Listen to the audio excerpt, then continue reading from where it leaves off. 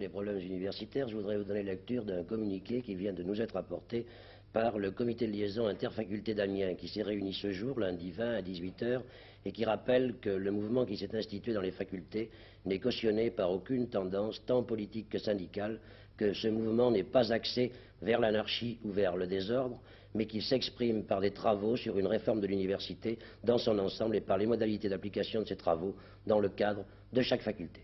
Et maintenant, avec Henri Métro, que s'est-il passé aujourd'hui? Eh bien, à part le communiqué dont vous venez de nous donner lecture, il n'y a pas grand-chose de nouveau. Nous nous sommes rendus ce matin dans les différentes facultés, nous nous sommes rendus sur place, et ce que nous avons noté, ce qui nous a frappé, c'était l'atmosphère de travail sérieux que faisaient les étudiants. Voici d'ailleurs quelques images qui vous le prouvent bien.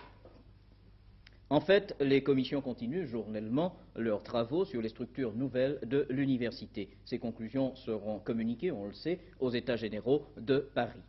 Dans chaque faculté, une organisation rationnelle et structurée, composée d'enseignants et d'étudiants, discute, coordonne et ventile les travaux effectués en commission d'une part vers les assemblées générales et d'autre part vers les commissions des autres facultés.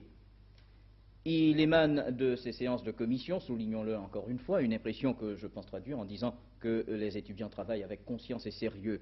En ce qui concerne les examens, une seule décision a été prise. Les étudiants en médecine ont décidé le report des examens à la fin des travaux des commissions avec un préavis de 3 semaines. En fin d'après-midi, le rectorat nous faisait savoir que le concours d'admission aux écoles nationales d'ingénieurs, prévu pour les 21 et 22 mai, est reporté à une date qui sera fixée plus tard. Voilà tout ce qu'on peut dire en ce qui concerne l'enseignement supérieur. Dans les lycées et collèges, nous allons voir quelques